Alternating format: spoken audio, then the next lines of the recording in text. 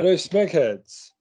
I'm Ben Gilman, and welcome to Smug Mode, a Red Dwarf podcast where we discuss episode by episode the cult sci-fi comedy classic Red Dwarf. As always, I'm joined by Tom Hill. Hey. And Troy Salmon. What's up? And today we are discussing the final episode of season 1, episode 6, Me2. So Smug Mode is now engaged. Great fucking start. Anyway, so as we left it last time, we're just going to power through. As we left it last time, we basically pick up from where we left in episode 5. The plot of the episode is basically there's now 2 Rimmers on board. And at the beginning, Rimmer is very happy to be with the other Rimmer. Because if you remember, he set Lister up in the last episode to trick him into giving him the second Rimmer. So they move into their own quarters and they start encouraging each other for the routines of study, exercise, and sleep. So Lister's very happy because he's now got his own sleeping quarters, and then views a video left by Rimmer, which is his death video. He ends up. There's an incident. We see Rimmer die. But there is in the drive room back in episode 1. But there is the last words that Rimmer says is "gazpacho soup." So Rimmer will not tell Lister why. But in the meantime, Rimmer and Rimmer are just not getting on quite well. They ended up asking the Scutters to keep changing from ocean grey to military grey, which no one can tell the difference. And the other Rimmer, and this is my problem with this episode, other Rimmer is just a massive arsehole for no reason. Like, 2 people that would be the same. They feel like 2 different people in this episode for me. Good Rimmer is already nice Rimmer all of a sudden. Normal Rimmer is nice Rimmer. And other Rimmer is just a dickhead all the time. No, I don't think he's nice. Get this episode. But at the end, there's a great bit at the end where Lister tricks Rimmer into, because the crew gets sick of both of them, he tricks our Rimmer, into coming in, and that he's going to end up turning him off. But he's just doing it to trick him to get this Batshow's soup story out of him, because he's already turned the other one off beforehand. It's a nice little twist to the end of the episode. Can't believe that. Ippy dippy to death. Yeah. Yeah. But I love this episode, but I just don't understand why other Rim is such a dick all of a sudden. It just comes out of nowhere for me. I think they're equally dickish. They're just the one that you know is the original one has more of a relationship with Rimmer now. Exactly, yeah. He's kind of softened. You know what I mean? Because in that bit in the cinema, when it's the original Rimmer comes in first and sits down, he starts bitching at Lister for smoking in the non-smoking section. When the only people in there are him, Cat, and Lister, and it's just a petty thing to do. It's only by comparison when the other one is an arsehole to him. And I think the whole point is that they know how to wind each other up because they're identical. Exactly, that's the problem, yeah. So that's why one of them seems like a real arsehole, because we are sort of instinctively supporting the one that we know has been there since episode 1. So I don't think they're that different. I just think it's our perception. That's the kind of thing they've kind of put out there, like the yin to the yang. You know what I'm saying? Yeah. Lister, Rimmer. Only they can work with each other. If they work by themselves, it's kind of a mess. But once they work together, Lister and Rimmer, then they're the perfect combination. You know what I'm saying? They can work together. Yeah. This is the episode where the Cat's also running around roller skates or a loudspeaker. And that's that he feels sexy. He's looking for female cats in this episode. The horny bastard. Oh my gosh, this guy looking for female cats. Oh, great. Where are your cats? Where are your female cats? I'm going to be really nitpicky. It's something I've noticed. In the opening SOS distress signal in the episode, Holly says that the cargo decks of Red Dwarf have enough food to last 30,000 years. I found this curious because in a previous episode, Holly said that the cargo decks are beyond his supervision field. And that's why Holly couldn't look into supply pipe 28. I think he's aware of what's in them. Yeah. He's just not. He can't follow people when they go down there. Yeah, you So can't accept. he'll have the manifest of Okay. what they've got in stock. Is the I way have I another. always saw that. Another curiosity is that there's still so much food abroad after 3 million years, or food status would be the logical explanation. However, it doesn't explain what the evolving cat set in the preceding 3 million years, since the cat's race clearly weren't eating the food in the cargo decks. No, So but that's something they obviously just didn't think about because the rest of the cat race was such a kind of side thing. I don't think they felt they needed to. Is probably the truth of it. Yeah, it's kind of like a throwaway storyline. You know what I mean? maybe space weevils. You know, you love space weevils. They could be. But yeah, also, how does Cat know what Crispies taste like? I don't know. A couple of episodes where he goes, "Oh, Crispies!" It's like, how do you know? Anyway, yeah, minor side point. Then we kind of go back to the bitchiness of the couple of the relationship between Lister and Rimmer before Rimmer goes.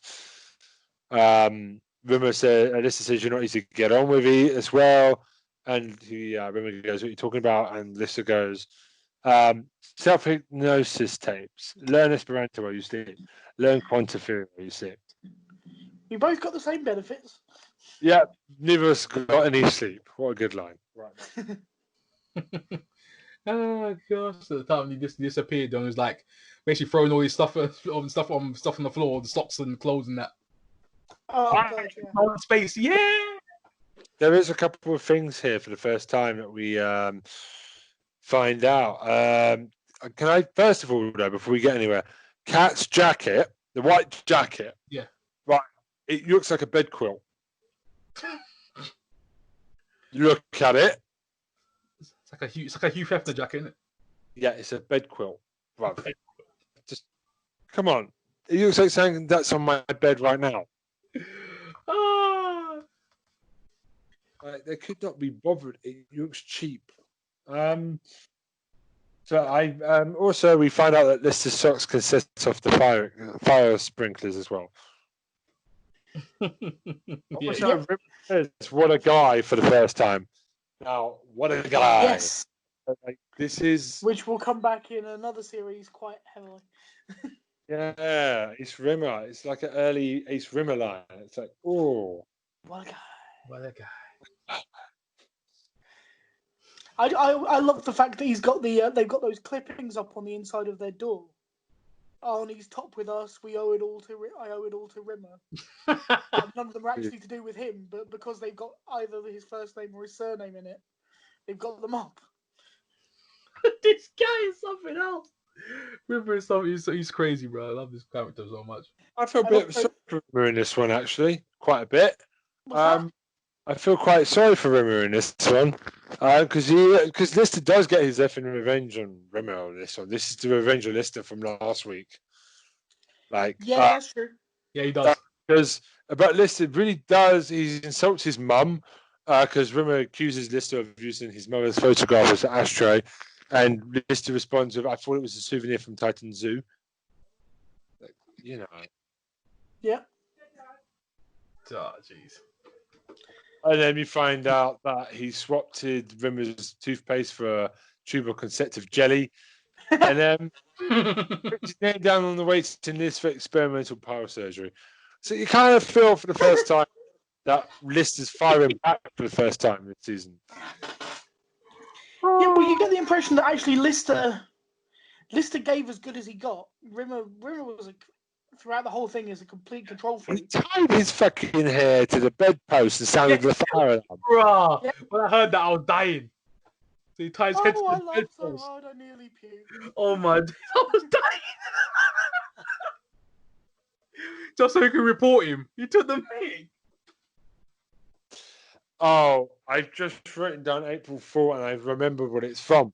Holly gets in one of the best setup comedy history about the electric board.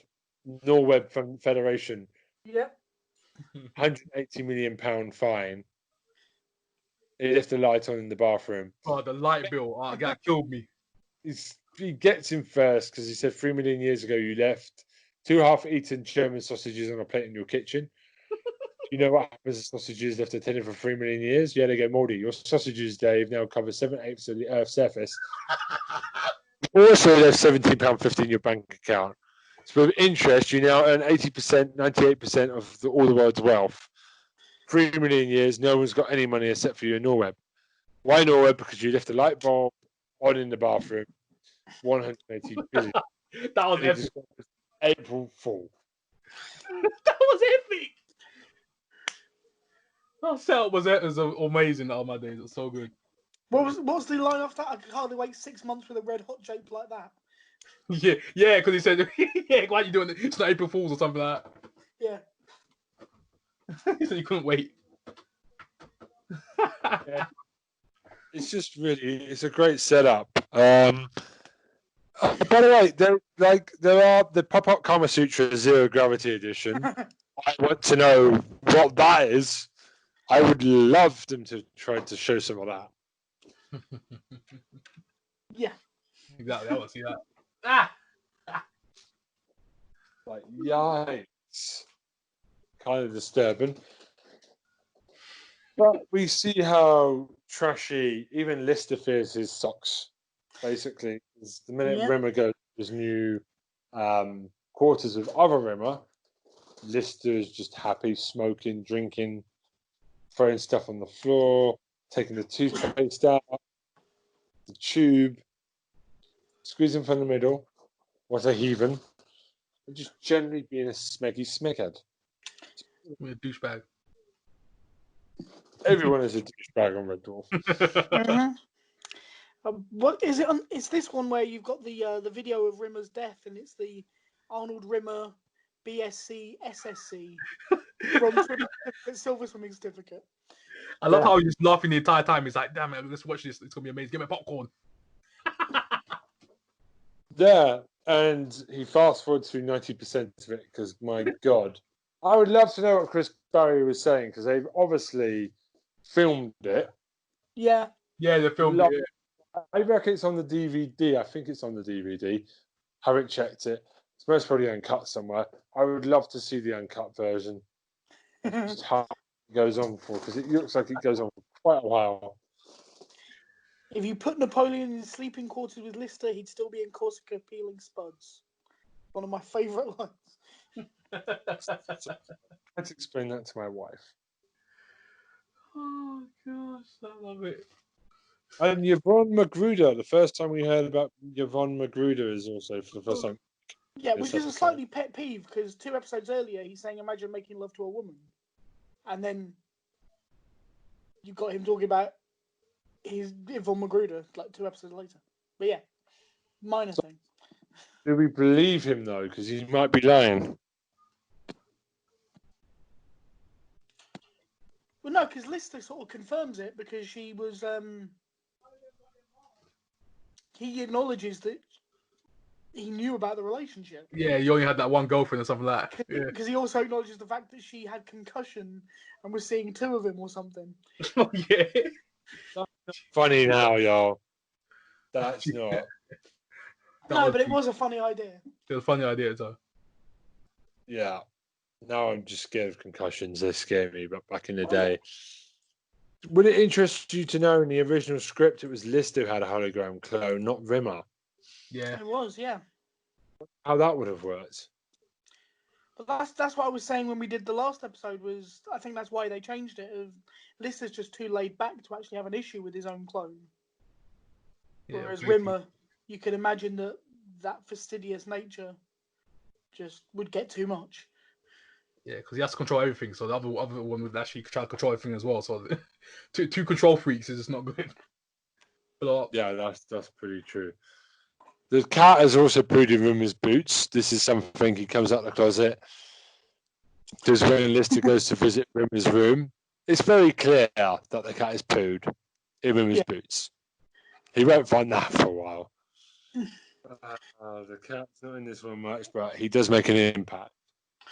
Do you guys feel like Rimmer? Do you feel like it's because obviously he's not here until seriously season 3, as a main? But do you think this show's missing Crichton at this point? No, No, I don't think so. Because you can't miss what you don't know exists. Yeah, exactly. Yeah, he's just starting out. If he was there, you'd probably be thinking, I can't imagine the show without him. But the fact that he's not there, I don't think it does. And I think it helps with the whole isolation thing for Lister that is quite essential for the first couple of seasons. Well, the next episode we talk about next time will definitely be the introduction of the character, which is a really good, strong episode. Yeah, very funny episode. But I was just going to say, the one thing we haven't done is actually explain the whole gazpacho soup thing. Yeah, exactly. We haven't explained that yet. Yeah, so we find out that for Rimmer it's a big humiliation because he got invited to the captain's table to have soup with a select group that the captain chose for dinner. Obviously, Rimmer made a cardinal mistake of asking, gazpacho soup is meant to be cold. So he didn't know this, and he decided to ask and demand that it gets warmed up. Obviously, everyone took the piss out of him, and he was humiliated by it. It's another typical thing of him picking one moment that probably didn't have that much of an influence, and claiming that that's the reason that that everything's wrong with his life. He pinpoints times, basically points in time. If somebody had mentioned this at basic training, I could have been an admiral by now. Once again, making excuses for himself. But I do like the way that